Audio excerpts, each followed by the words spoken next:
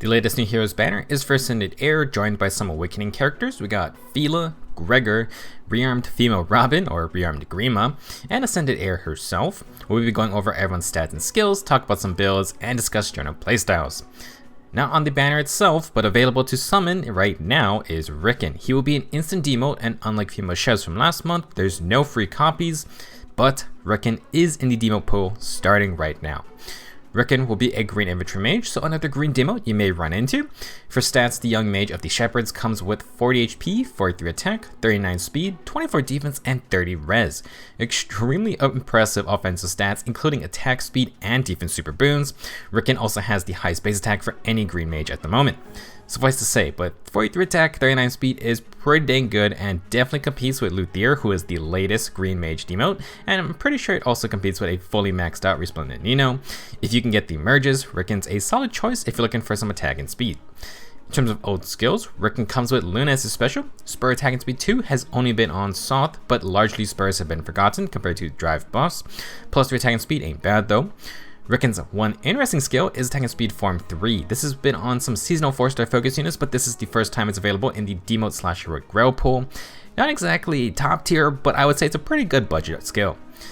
For his weapon, Ricken brings the Green Rabbit Tome Plus. During first combat in player or enemy phase, grants plus 5 attack and res, and restores 7 HP after combat. This is the same weapon as Summer Sylvain's Melon Float Plus.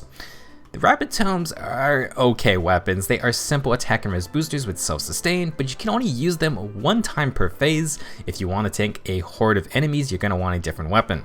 For Ricken, more attack is fine, but he's not a huge res stacker without investment. I would probably go with a different weapon.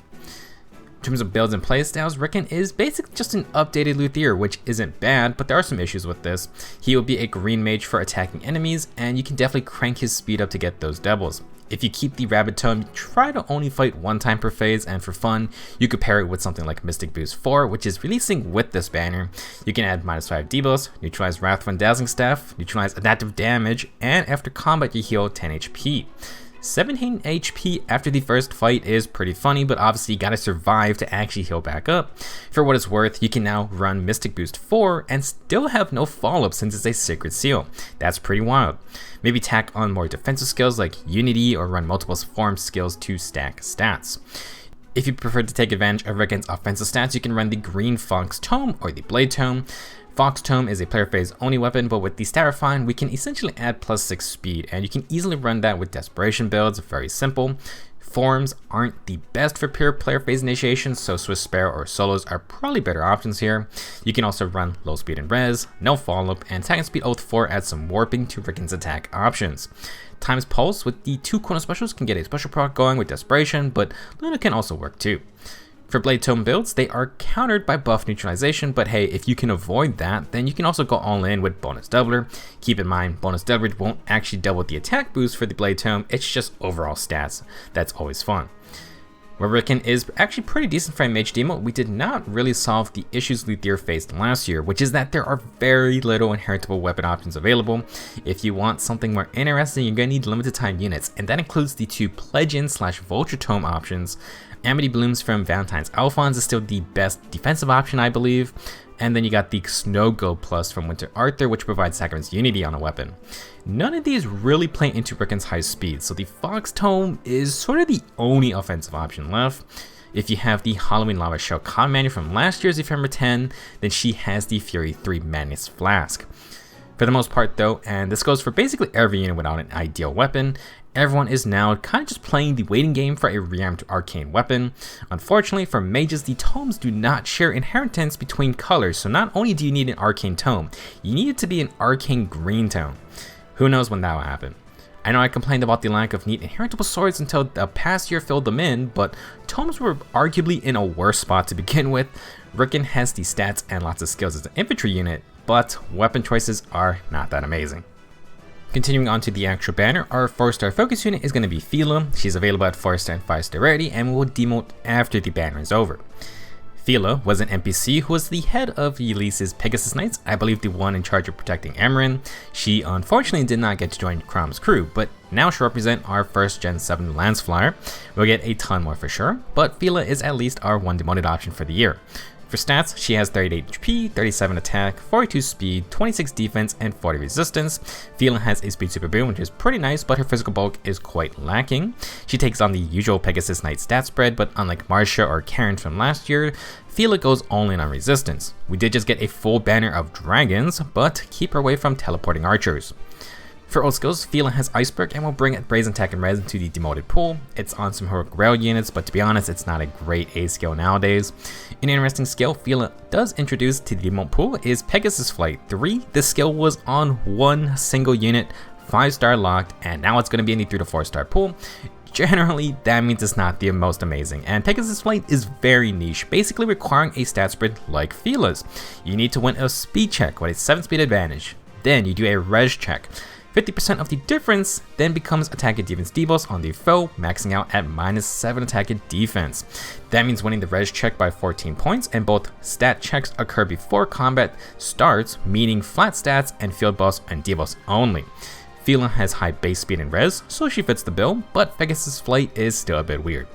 For an inheritable weapon, Phila has the Rain Lance Plus, which can be used by a lot more units. It has 14 might and is essentially a speed and defense rain weapon. Inflict -5 speed and defense on foes within 2 spaces. Like the Rain C skills, this weapon is always active and can affect allies if the enemy is within the 2-space zone.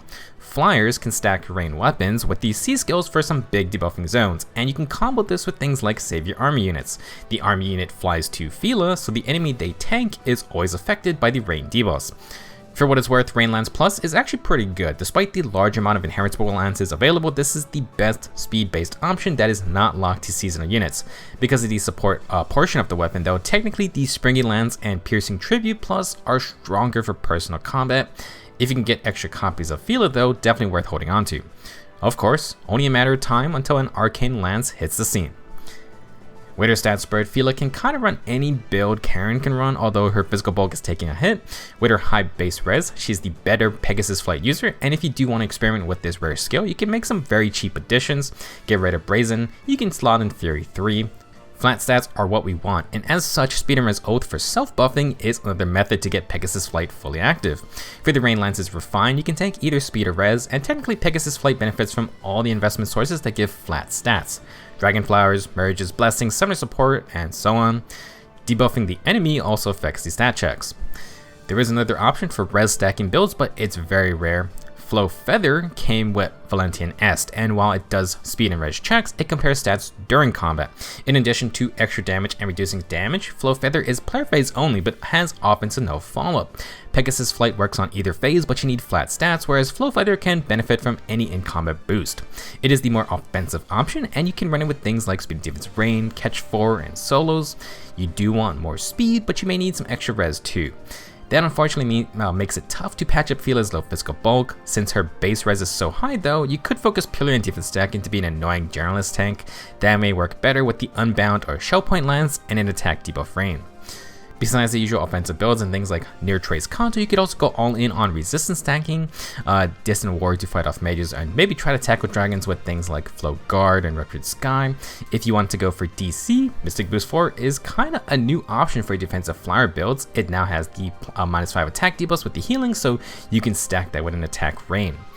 Not sure if it's worth it on a unit like Phila, who isn't a pure tank though. Overall, Phila has decent offensive stats, but makes her defensive strengths and weaknesses a lot more clear. Compared to the last gen's Lance Flyer demotes, Marcia has the better physical bulk, Karen is sort of a middle ground with a res focus, and then Phila is all in on resistance. You can try Pegasus Flight out, but it's certainly not a game-breaking skill. Flow Feather and Kanto are the offensive alternatives.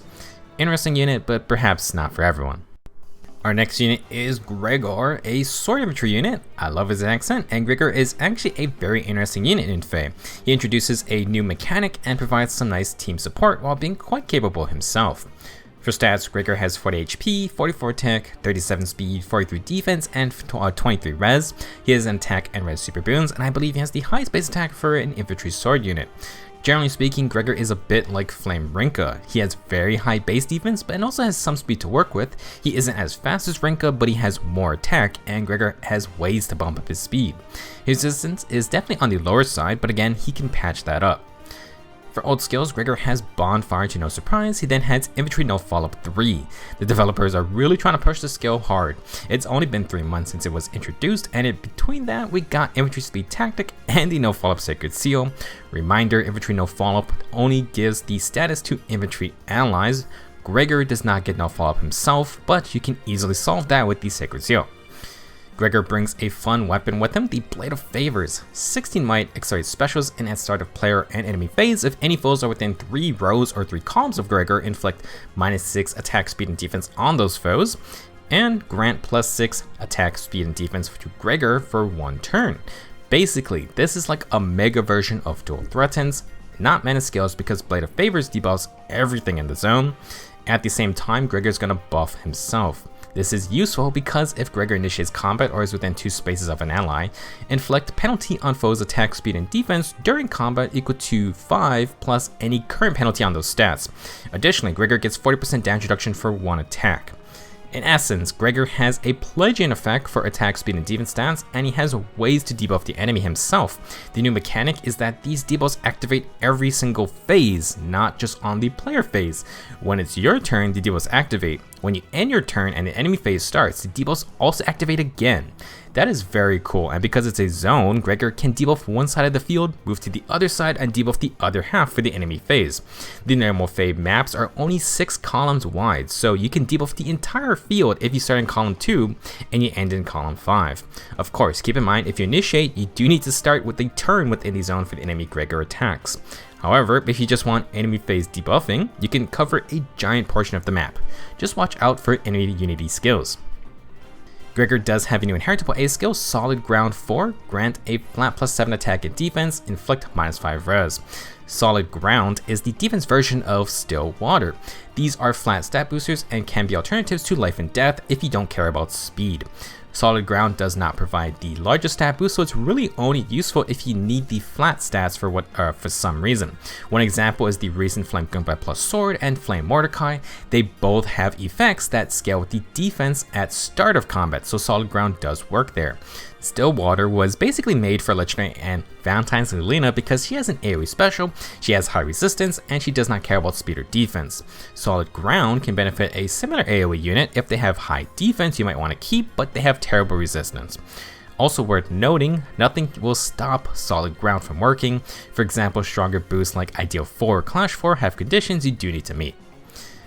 As a 5-star infantry unit with decent speed, Gregor has a ton of competition. He may not look crazy, but if the enemy does not stop his debuffs, then Blade of Favors can get out of hand. -6 attack speed and defense field buffs, -6 debuffs in combat, with -5 tacked on, and then +6 attack speed and defense field buffs basically gives Gregor a +23 stat advantage in those 3 stats. For resistance, the attack debuffs would translate into +18 res, so even that isn't as low as it may seem. Of course, this is only if the Pelagian effect kicks in. If the enemy neutralizes debuffs, Gregor loses a ton of stats, and you're left with accelerated specials, 40% DR, and some field buffs. He can be scary, but he can also fall flat on his face. Still, Gregor has very good base defense, so he's ready to brawl with physical damage units. Since he's self-buffs, you can run bonus Delver for a ton of stats. If you're confident in the debuffs are gonna work, no follow-up as a Sacred Seal works fine. That lets you run other fun B skills like Special Sprout to spam Bonfire over and over. Gregor can stack damage reduction with dodge skills, and you can run tempo with things like Steady Breath or Heavy Blade. Desperation and Lulls work fine as well. Technically speaking, unless I missed something, Gregor does not benefit from Solid Ground's flat stats. It's fine to keep since he just buff up his res with all the attack debuffs, but you could also just run attack and defense Ideal 4 instead and not lose any resistance. Solo skills are fine, and things like Surge Sparrow with Times Pulse also work. Just because it's fun, Finish 4 with some other equivalent skills could grant some sustain. To synergize with his debuffs, Panic Smoke can absolutely screw the enemy over since they do stack for the Pelagian effect. You can also just run Assault Troop since its activation zone is the exact same as Blade of Favors. Maybe run that with Gale Force and Heavy Blade. We talked about Gregor's own combat, but he technically brings decent support for a team as well. Reminder, on the normal 6 column map, if you start in column 2 and end in column 5, you debuff the entire map through the enemy phase. That could be fun with things like DC builds. To do this, it requires 3 movement, but you can also just move 2 spaces and swap with an ally for the same result. With his debuffs, obviously you're going to help out a ton of weapons like other Pledged weapons, Blizzard and Broadleaf fan effects, and just any physical damage teams really. Sadly, no res debuffs. If you run an infantry squad, Gregor also has infantry no follow. No follow-up is so dang good, but the status does have the speed check involved. There are some monsters who will love this skill though, like Flame Lyn or Halloween Female Corrin. Yes, we have the no follow-up Sacred Seal, but you can run something else if an ally gives them the status from this C skill. The devs really want people to pull for this skill specifically. All in all, Gregor comes with some fun debuffing shenanigans and can be pretty bulky and fast himself if his debuffs are not neutralized. Not super crazy, but neat little niche, and I'm fully expecting that player and enemy phase debuff activation is going to come back very soon. Our next unit is Rearmed Robin, which sounds nice, but really it's Rearmed Grima. She's dressed similar to Fallen Male Morgan, going for a style like Valadar, who is somehow still not in the game yet.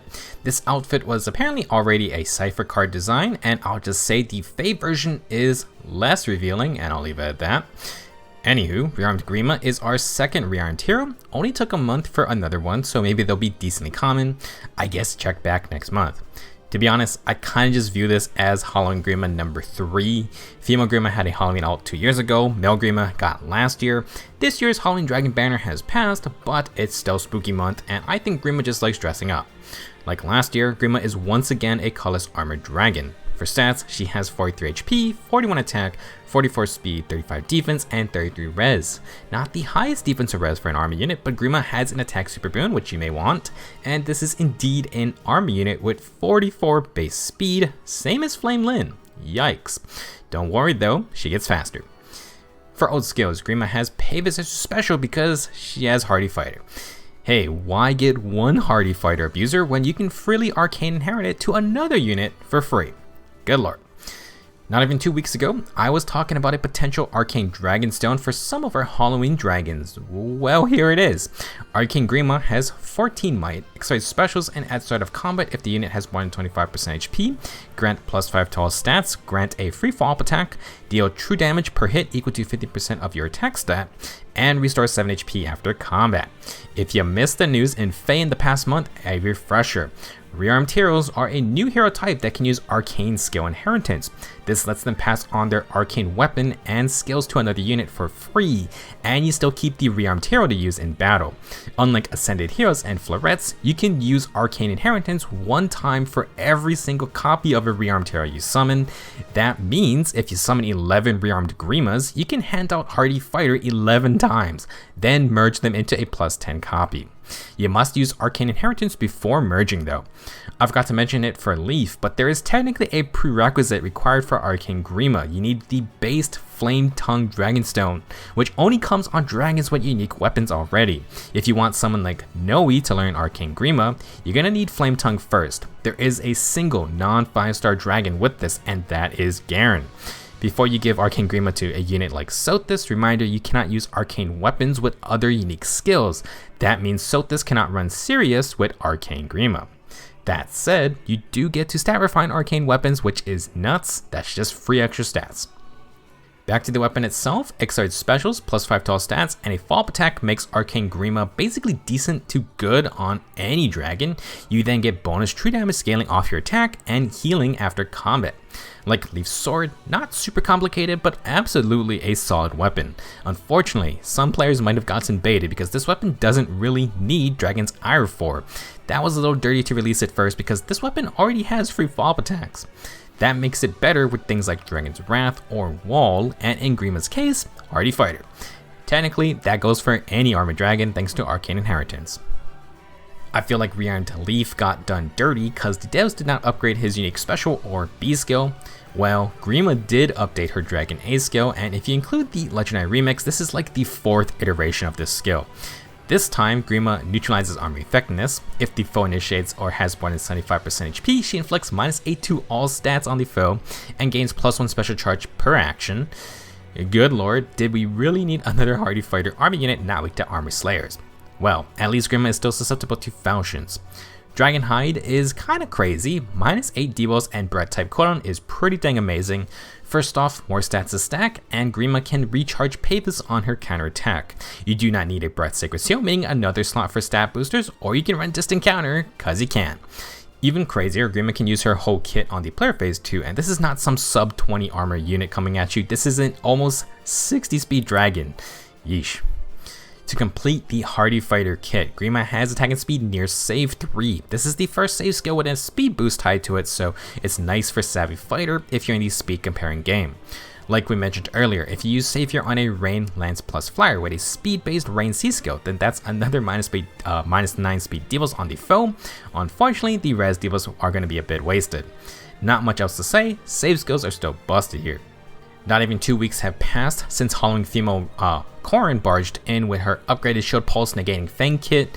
Now we got another super fast army unit who has even more damage reduction and Savior. There is very little to discuss with this unit. You hit and turn and Grima protects against any melee attacker while gaining plus 9 speed, inflicting minus 8 speed on the foe. And yeah, you can stat refine Arcane Grima for more speed while also running 8 speed increase in Sacred Seal. Without the stat refine, but with a fully powered attacking speed form 3 seal, Grima hits 60 speed before the minus 8 debuffs kick in. Hardy Fighter double procs Pavis for 75% DR, and Grima counters with a bunch of damage as well. You get defensive no follow-up, so the only way Grima is doubled is with brave attacks or you outspeed her. Like Ascended Rearmed Grima will challenge any fast attacker to a speed duel, and this is not an easy win like pure no speed tanks. Gross stuff. If you want, Grima can also just run far safe builds instead. We have the DC Sacred Seal for dragons, and Dragon Hide providing breath type cooldown also means you can run a high counterattack build as well. Hardy Fighter is fun for survivability, but Grima can go for the kill with things like Bonfire Iceberg, Dragon's Wrath, and Arcane Grima adds 15% of her attack as extra damage. You can double tap if necessary since she's still fast, although she will take decent damage because her base defense and res aren't the highest. You're going to get a lot of help, but still. Dragon Wall can provide a little extra protection, but Dragon's Wrath is guaranteed 25% DR, no res checking, and you even get more damage. For fun, if you just want to screw around because Grima has so many stats available, you could run Armored Boost or Assault Troop. No Gale Force on this dragon, but she's very fast with accelerated specials and extra cooldown, so she can easily get a kill. Not a huge reason to deviate from the safe builds though. If you do plan to inherit Arcane Grima, but not to an armored dragon, you can give Grima Dragon Wall 3 first, then pass the weapon and Dragon Wall to your other dragon like Noe. That way, Rearmed Grima can mess around with Dragon Wall herself. Sadly, this is going to be harder for Dragon's Wrath 4. Overall, another disgusting Hardy Fighter army unit. We're deviating from the pure tank build to one with a crap ton of speed. Grima will get hurt, but 75% DR is stupid, and she can avoid doubles outright. Good luck against this unit. Last up, we have the full reveal of Ascended Heir. Not much has changed from her Tempest boss form. This Heir is a Green Dagger Cavalier, and she has 35 HP, 42 attack, 45 speed, 16 defense, and 35 resistance. Heir has horrendous physical bulk, but now has a crazy good offensive stat spread. She has HP, attack, and res super boons. While offense is Heir's focus, you can tank a magical hit, which may come in handy. For old skills, thankfully, no earth boost. Heir is going to come with Draconic Aura, attack and speed catch 4, and her Sparkling Boost C skill. That heals the most damaged ally for 10 HP every turn, which is a nice makeshift healing skill, but you can definitely replace it on this Heir. Heir's weapon, Ymir Ever Living, has not changed. I'm sure you saw how annoying it was in the Tempest Trials if you weren't prepared. This 14-white dagger accelerates specials, and if Heir initiates combat or is faces a ranged foe, she gets plus 5 to all stats, a bonus attack equal to 40% of the current HP of the ally with the second lowest current HP at start of combat. This excludes Heir, maxes out at plus 20 attack, and if you only have one other ally, it does not activate. In addition, Heir is going to get offensive no follow-up, and if she's above 25% HP, she can tank a fatal hit, leaving her on 1 health. There are some important things to know about this weapon. First, for the max attack boost, you need the second lowest ally to have 50 HP. If they have 40 HP, that's still a sizable plus 16 attack. As for the miracle effect, unlike Brave Self, Heir's effect is just like Ymir's Ever Living Domain C skill. This is not a full-on miracle effect at all times. only if Air is above 25% HP in the moment. For example, if the enemy's first attack hits Air to 24% HP, any hit afterwards can finish her off. Selef's HP check is at the start of combat, so he can get down to 2 health and Miracle still procs. Ascended Air is slightly more susceptible, but generally speaking, it shouldn't matter that much. The idea is still Air attacks, she tanks any counterattack, and she attacks again. With her giant attack boost, hopefully she gets the KO. A new skill Air brings is Mystic Boost 4, how fitting. It now inflicts -5 attack on the foe during combat, it disables adaptive damage effects and Wrathful Staff, but it also fully counters Dazzling Staff too. Finally, the after combat healing got bumped up from 7 HP to 10 HP. Overall, Mystic Boost 4 hard counters the Wrathful and Dazzling Staff combo healers run. It also becomes a more enticing defensive skill with more healing and an attack debuff. You can kind of think of it like a side grade to the Bulwark B skills. Both of them inflict debuffs and you get a heal after combat. Bulwark is going to obstruct the enemy team while Mystic Boost counters healers and can stop adaptive damage from units like dragons. Worth noting, Mystic Boost is inheritable by any unit type. For example, perhaps this is a viable defensive option for Cavaliers and Flyers who generally don't have that many B skill options. In terms of playstyle, Air is combining the roles of the Grim Reaper and the ever-living God of Life. She can dish out some serious damage and you cannot one-shot her back outright. She has immense range as a Dagger Cavalier and can double tanks just fine. If Air survives on 1 HP, Mystic Boost 4 brings her back to 11 health, which means she can continue the Miracle Chain up until 44 max HP. Beyond that point, you either need the Mystic Boost Sacred Seal for more healing, or basically accept Air will fight one time and any further damage will just take her out. Generally speaking, Air wants some decently high HP allies to get the best attack boost, and you can just hope she can kill in 2 hits. Unlike Brave Selef, Air doesn't have defense on no follow-up, which means quick riposte can finish her off before Mystic Boost kicks in. She also doesn't have Kanto, so Air is kinda stuck after initiating. If you're okay with one good fight though, you can take Far Trace to retreat. You would need another source of healing though. Air could run maybe something like Speed Preempt for the Vantage Scare, and remember she doesn't get Miracle at all on the enemy phase if the attacker is a melee foe. Again, Air is not going to be crazy annoying like Selef. She will be strong and can set up Wings of Mercy chains easily, but there are some issues with her game plan. One change to her build could be Wind or Water Sweep. You don't need healing if you don't take damage, and Air can double through the fall penalty. Another addition could be Lethality. Her dagger grants bonus attack, which helps Heavy Blade, and if Air gets countered without guard active, she can proc Lethality on the second hit. Not a guarantee, especially when the tanks you want to pierce with Lethality often have guard though. If Air could get no guard somehow, then this may be a pretty scary build. Overall, Ascended Air will be quite annoying to take out. If you can weather her attacks and have quick riposte, she can be KO'd in 1 round. Otherwise, she heals back up and you need to attack with melee units to avoid Miracle. For what it's worth, Air has some counterplay, but she's not going down without dealing some damage herself. That will be it for this banner breakdown. For those not summoning, our next Grand Hero battle unit is Cervantes, who may be worth a look at. We'll be talking about him next. Let me know your thoughts on these new units, and good luck if you are summoning. Don't forget about the first summon tickets from Forging Bonds. Thank you for watching, and I'll see you guys soon.